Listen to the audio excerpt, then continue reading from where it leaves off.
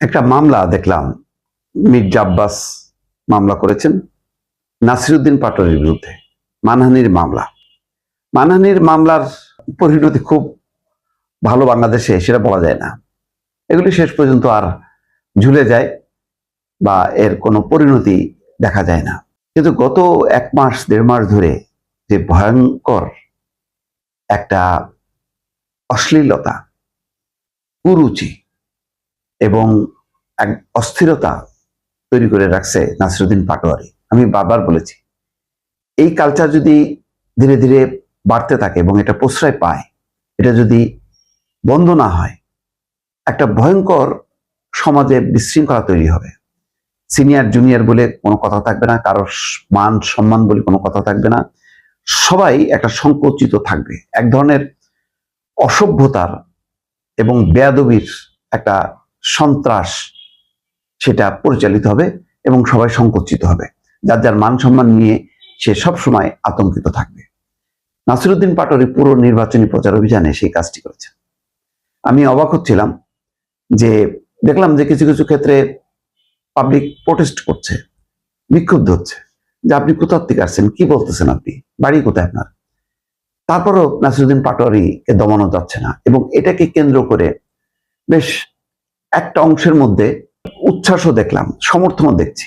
আপনি দেখবেন যে মানে সিনেমা হলগুলোতে আগে দেখতাম, এখনো হয়তো তাই, জানি না, যখন নাকি খুব অশ্লীলতায় ভরপুর যে সমস্ত চলচ্চিত্র আসতো তখন হল ভর্তি হয়ে থাকতো। আর রুচিশীল কোনো সিনেমা যদি আসতো হলে দর্শক পাওয়া যেত না। তো নাসিরউদ্দিন পাটোয়ারি ওই যে অশ্লীল যেই চলচ্চিত্র যারা নির্মাণ করতেন বা চালাতেন, তাদের সেই চলচ্চিত্রগুলো যেমন জনপ্রিয় হতো, নাসিরউদ্দিন এখন ঠিক সেই ধরনেরই তার জনপ্রিয়তা। এখানে কোনো বুদ্ধিদীপ্ত কোনো কথাবার্তা নেই। একসময় দেখেন মাহমুদুর রহমান মান্না, তারপরে আখতারুজ্জামান, যারা ডাকসুর ভিপি জিএস ছিলেন, খন্দকার ফারুক, আমার মনে আছে আনোয়ারুল ইসলাম, সেই সময়ের যারা 90-এর দশকের ছাত্র রাজনীতি করতেন, তাদের বক্তৃতা মানুষ দাঁড়ায় দাঁড়ায় শুনতো, ছাত্ররা শুনতো, যে সেখান থেকে জ্ঞান আহরণ করত। আর এদের কাছ থেকে হচ্ছে বেয়াদবি শিক্ষা ছাড়া কিভাবে মানুষকে অসম্মান করা হয়, অপদস্থ করা হয়, এগুলো ছাড়া আর কিচ্ছু না। এমনকি দেখলাম যে এমনভাবে সঞ্চারিত হয়েছে, হাসনাত আব্দুল্লাহ তার ছোট বাচ্চাকে নিয়েও বলাচ্ছে যে মির্জা আব্বাস চান্দাবাজ।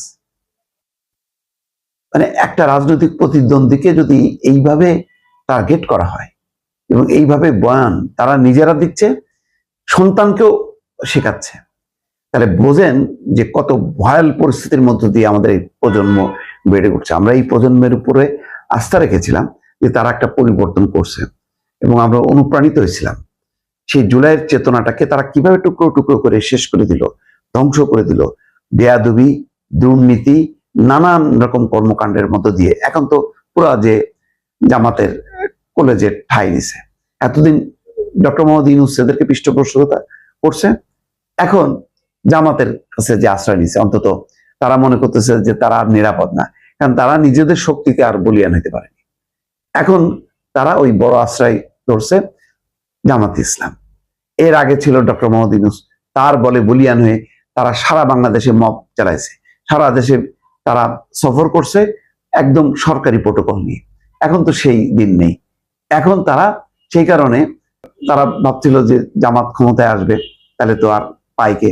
এখন দেখছে যে ক্ষমতায় আসতে পারেনি, এখন ওই বড় রাজনৈতিক দলের আশ্রয়ে আশ্রিত হয়েছে। কিন্তু তাদের ওই যে বয়ানগুলো, বেয়াদবিগুলো, সেগুলো অব্যাহত রাখছে। এখন মির্জা আব্বাসকে মানহানি করার অভিযোগ করা মামলায় জাতীয় নাগরিক পার্টির মুখ্য সমন্বয়ক নাসিরউদ্দিন পাটোয়ারিকে আদালতে হাজির হতে সমন জারি করা হয়েছে। রোববার মেট্রোপলিটন ম্যাজিস্ট্রেট মোহাম্মদ হাসান শাহাদাতের আদালতে বিএনপির রমনা থানার সভাপতি আশরাফুল ইসলাম বাদী হয়ে এই মামলার আবেদন করেন। আদালত মামলাটি গ্রহণ করে এই সমন জারি করেন। ঢাকার আইনজীবী সমিতির সাধারণ সম্পাদক সৈয়দ নজরুল ইসলাম এই তথ্য কালের কণ্ঠকে নিশ্চিত করেছেন। আমি একটা কথা বলি, বিএনপি এখন পর্যন্ত শান্তশিষ্ট মনে হচ্ছে, কিন্তু বিএনপি তো বুঝতে পারছে যে এই জামাত, এই এনসিপি তাদেরকে ছাড় দেবে না। বিএনপি এখন পর্যন্ত তার একটা মধুচন্দ্রিমা আছে, সেই সময়টা পার করতেছে, কিন্তু এই পরিস্থিতিটা কিন্তু থাকবে না।